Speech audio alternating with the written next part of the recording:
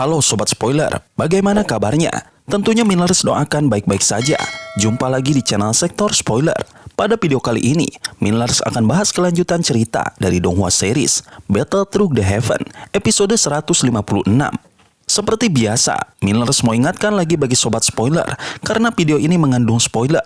Mimin sarankan untuk tonton dulu episode-episode sebelumnya, biar ngerti jalan ceritanya. Tapi buat Sobat Spoiler yang gak sabar dan udah siap dengerin kelanjutan ceritanya, langsung saja kita gas ke ceritanya. Di episode sebelumnya, dua anggota klan Hun datang membawa dua roh doseng yang sangat kuat. Kelompok Xiaoyan terjebak dalam serangan hebat dan hampir hancur, sampai kekuatan api emas dari tubuh Xiaoyan meledak dan membebaskan mereka. Dalam pertempuran sengit yang tak seimbang, mereka bertahan sebisanya. Saint Suedao pun kembali untuk menolong, namun kekuatannya tak cukup menghadapi musuh sebesar itu. Saat harapan nyaris padam, sosok misterius muncul dan menyelamatkan mereka. Ia adalah proyeksi dari Xiao Xuan, leluhur besar klan Xiao. Dalam sekejap, dua doseng dihancurkan. Kehadirannya menggetarkan semua musuh, dan darah Xiaoyan pun bergejolak merespon ikatan leluhur. Setelah memberikan nasihat dan menegur klan Gu, Xiao Xuan mengajak Xiaoyan menuju tempat yang lebih dalam, di mana kebenaran dan warisan klan menunggu. Di hadapan makamnya sendiri, Xiao Xuan menceritakan kisah masa lalu tentang pengorbanan besar demi menjaga kekuatan garis keturunan mereka. Ia bukan lagi manusia, melainkan jiwa yang bertahan untuk momen ini. Dalam upaya terakhirnya, Xiao Xuan menyerahkan seluruh sisa kekuatannya kepada Xiaoyan, lalu menghilang ke dalam kolam suci. Kini, warisan klan Xiao ada di tangan sang pewaris yang membawa harapan baru untuk kebangkitan nama besar keluarga. Di episode selanjutnya, di dalam aula kuno yang sunyi, kolam bening perlahan berubah menjadi merah darah. Aroma anyir memenuhi udara, dan dari kolam itu muncul gelombang energi kuno yang sangat kuat.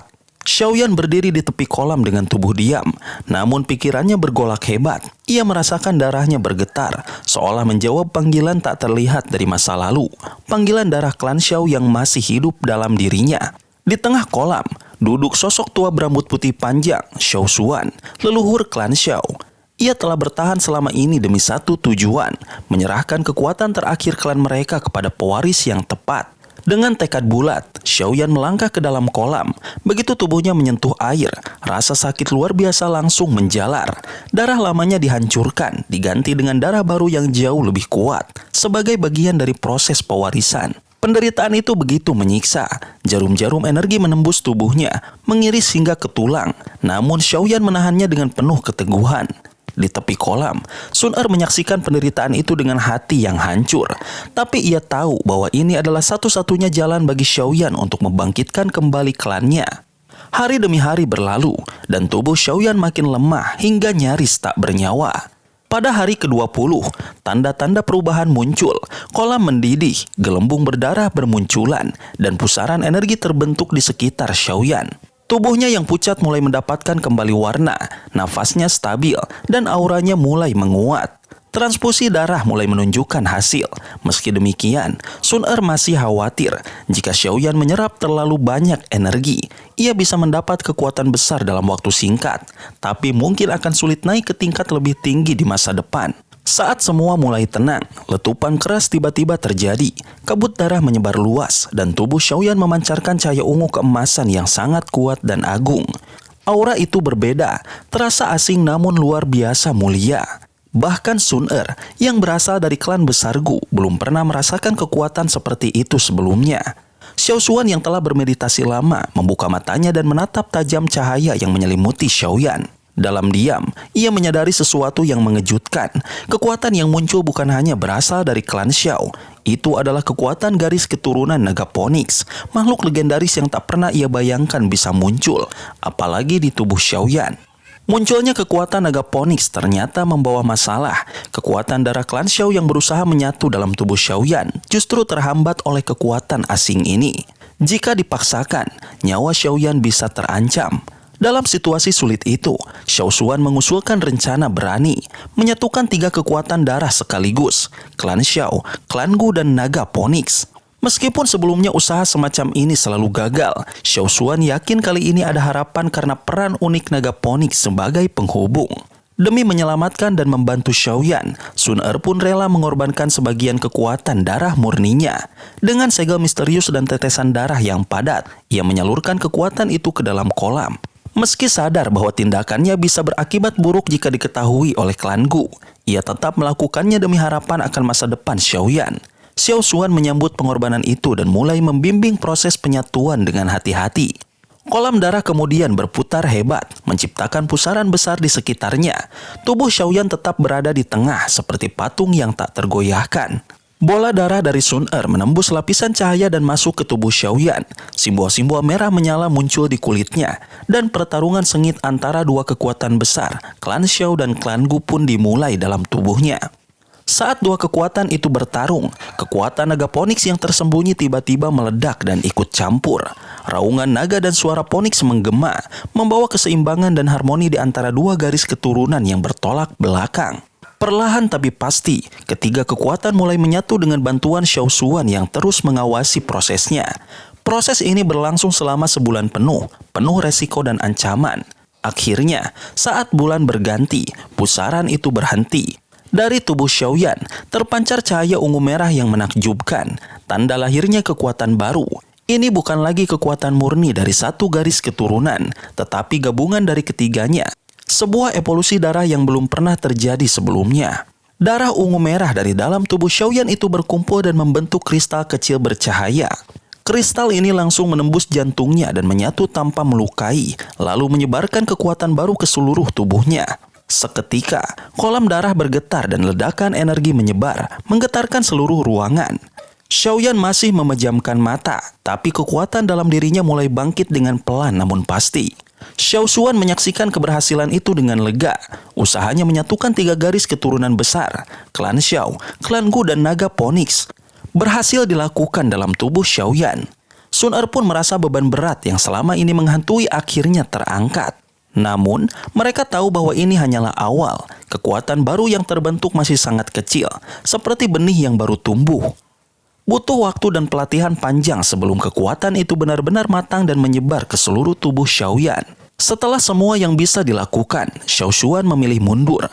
Kini, hanya Xiaoyan sendiri yang bisa melanjutkan jalan panjang itu. Sun Er pun masuk ke dalam meditasi untuk memulihkan diri setelah mengorbankan banyak darah murninya. Sementara itu, Xiaoyan tetap tak bergerak, sepenuhnya fokus dalam menyerap energi.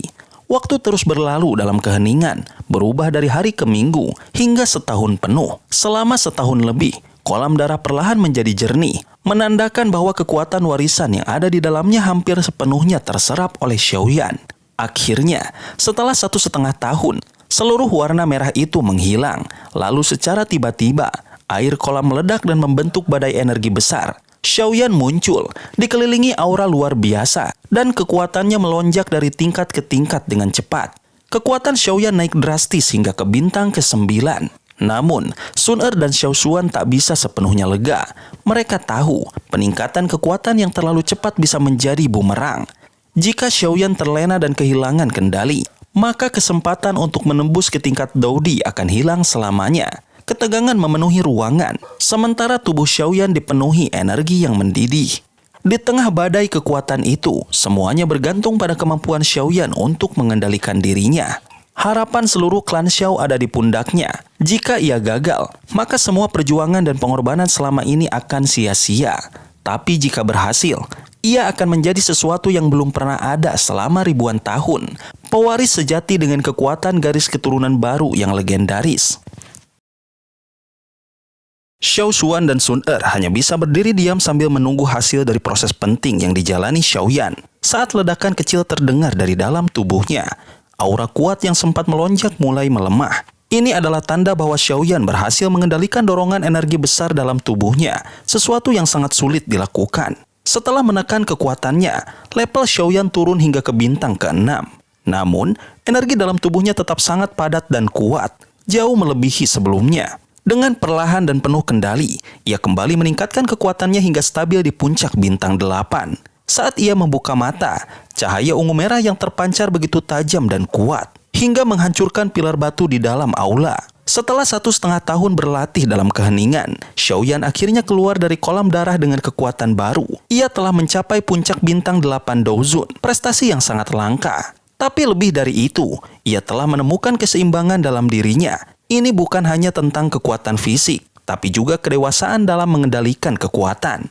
Dengan hormat, Xiaoyan berlutut di hadapan Xiao Xuan, menunjukkan rasa terima kasih atas semua pengorbanan leluhurnya. Xiao Xuan tersenyum bangga, menyadari bahwa pengorbanan panjangnya tidak sia-sia. Ia juga menunjukkan peran besar Sun Er dalam keberhasilan ini, karena bantuan dan cintanya memungkinkan Xiaoyan menggabungkan 3 garis keturunan kuno dalam tubuhnya. Namun, perjuangan belum selesai. Xiao Xuan memperingatkan bahwa benih kekuatan baru dalam tubuh Xiaoyan harus dijaga dengan baik. Benih inilah yang akan menentukan apakah ia bisa mencapai kelas Doudi dan membawa klan Xiao kembali berjaya. Ancaman besar dari klan Hun juga belum padam. Xiaoyan kini membawa batu giok dewa kuno Tousi, pusaka berharga yang bisa menarik perhatian musuh. Dengan waktu 1 tahun tersisa di makam surgawi, Xiao Xuan menyarankan agar Xiaoyan berlatih keras. Ia juga menghadiahkan gulungan teknik rahasia, yaitu versi lengkap dari 3 perubahan misterius api langit yang dapat membuka kekuatan klan dalam bentuk terkuatnya. Xiaoyan menerima gulungan teknik rahasia dari Xiao Xuan dengan mata penuh semangat. Dalam hati, ia bertanya-tanya bagaimana mungkin teknik sehebat ini diciptakan tanpa bantuan metode Qi seperti mantra api. Xiao Xuan pernah memiliki 3 api surgawi, tapi semuanya musnah dalam pertempuran dahsyat di masa lalu. Ia mengendalikannya dengan kekuatan mutlak, tanpa metode pemurnian seperti yang dilakukan Xiaoyan. Kini, Xiaoyan berada dalam posisi yang jauh lebih unggul. Ia memiliki teknik, fondasi kuat, serta api surgawi yang telah dimurnikan. Xiao Xuan yakin teknik ini lebih cocok untuk Xiaoyan dibandingkan dirinya sendiri dahulu. Tanpa menunda, Xiaoyan mulai menyerap isi gulungan, lalu mengaktifkan teknik tersebut. Energi dalam tubuhnya melonjak dan tato klan perlahan muncul di dahinya. Namun, saat garis ketiga terbentuk, semuanya lenyap. Xiaoyan belum mampu menguasai kekuatannya secara penuh. Xiao Xuan menjelaskan bahwa tato klan terdiri dari 9 garis dan hanya dapat terbentuk bila Xiaoyan memiliki kendali penuh atas Dou-Qi-nya. Walau gagal, Xiaoyan tidak menyerah. Ia terus melatih dirinya dengan tekun, mengasah kendali energi dalam tubuhnya. 1/2 tahun pun berlalu dalam latihan berat, hingga satu persatu garis tato mulai terbentuk. Pelan tapi pasti, Xiaoyan mendekati penyelesaian tato klan kuno. Pada suatu hari yang hening, Xiaoyan duduk tenang di aula kuno. 8 garis ungu merah telah muncul di dahinya, dan kini ia mencoba menyelesaikan garis ke-9. Dengan tekad dan ketenangan luar biasa, ia berhasil membentuk garis terakhir dengan sempurna. Cahaya terang bersinar dari tato itu, menandai bahwa warisan klan Xiao telah bangkit kembali dalam dirinya. Xiao Xuan hanya bisa terdiam, kagum dengan pencapaian yang tak pernah ia bayangkan sebelumnya. Begitu tato aktif, Xiaoyan berdiri dengan penuh wibawa. Seluruh tubuhnya memancarkan kekuatan Douzun bintang 8 tingkat puncak. Tato itu kini tersembunyi di bawah kulit, namun bisa muncul kapanpun ia mau. Ia mengingat perjalanannya selama 3 tahun di makam surgawi. Dari kekuatan yang belum matang hingga menjadi pewaris sejati klan Xiao. Sudah hampir 3 tahun Xiaoyan berlatih tanpa henti di dalam makam surgawi. Tempat di mana waktu berjalan lebih cepat daripada di dunia luar. Meski di luar baru 6 bulan berlalu, bagi Xiaoyan dan para leluhur, waktu telah menguras 3 tahun penuh dengan latihan keras dan perjuangan. Dalam waktu yang tampak singkat itu, Xiaoyan mengalami perkembangan luar biasa. Dari Douzun bintang 6 hingga mencapai puncak bintang 8. Teknik rahasia, tato klan, serta pengendalian Dou-Qi yang presisi menjadikannya sangat kuat, bahkan mampu menandingi Douzun bintang 9. Namun, kekuatan itu dibayar dengan kesepian dan pengorbanan. Xiao Xuan, leluhur yang membantu Xiaoyan selama pelatihan, hidup terkurung di makam ini sebagai wujud energi. Ia tidak bisa keluar tanpa menghilang selamanya. Xiaoyan memahami penderitaan itu dan berjanji akan kembali suatu hari ketika kekuatannya mencapai tingkat Douseng, agar bisa membebaskan leluhurnya dari belenggu keabadian dalam kesunyian. Sebelum waktu mereka habis, Xiao Xuan memberikan hadiah penting, sebutir batu giok yang menyimpan ratus serangga pemakan kuno. Meskipun makhluk itu bisa menghisap Dou-Qi lawan secara diam-diam, Xiaoyan berencana menggunakannya sebagai bahan utama untuk menciptakan kain kaisar serangga kuno. Armor pelindung luar biasa yang akan memperkuat perlindungan tubuhnya, terutama bila dipadukan dengan armor Negaponix miliknya. Namun sebelum meninggalkan makam surgawi, ada satu misi penting yang harus diselesaikan. Memburu Hunya dan Hunli. dua anggota klan Hun yang pernah menyakiti klan Xiao. Xiaoyan dan Sun Er menyusup ke wilayah sunyi dan berkabut dalam celah spasial, tempat dua musuh itu bersembunyi. Di antara reruntuhan kuno, keduanya mendekati target mereka. Setelah 2 tahun berlalu, Xiaoyan dan Sun Er kembali muncul dari kehampaan dan langsung berhadapan dengan Hunya dan Hunli. Kedua musuh lama itu tampak tenang di permukaan, tapi diam-diam lega karena tidak melihat ahli misterius yang dulu pernah mengancam mereka. Namun, Xiaoyan kini berbeda. Dengan kekuatan yang jauh lebih besar, ia menatap mereka dengan percaya diri. Meski Hunya mencoba meremehkannya, Xiaoyan tetap tenang, memberi isyarat bahwa mereka tidak akan bisa pergi begitu saja kali ini. Merasa tersinggung, Hunli menyerang terlebih dahulu dengan kabut hitam beracun. Tapi Xiaoyan menahannya dengan mudah dan membalas dengan satu pukulan telak yang membuat Hunli terlempar jauh dan terluka parah. Sementara itu, Hunya yang menyaksikan kekuatan luar biasa itu mulai merasa gentar. Meskipun ia mengerahkan seluruh kekuatannya, jelas terlihat bahwa Xiaoyan kini berada di level yang jauh di atas mereka. Ketika Hunya mencoba melarikan diri, Xiaoyan langsung menghadangnya dan pertarungan sengit pun tak terhindarkan. Pertempuran berlangsung dahsyat, serangan demi serangan dilontarkan, menghancurkan area sekeliling mereka. Namun, Xiaoyan tetap unggul. Dengan kemunculan tato klan Xiao di dahinya, kekuatannya melonjak lebih jauh lagi. Pukulan terakhir dari pertarungan itu begitu kuat hingga membuat Hunya terhempas ke tanah dengan luka parah. Dalam kondisi sekarat, Hunya menyadari bahwa kekuatan dan harga dirinya telah hancur.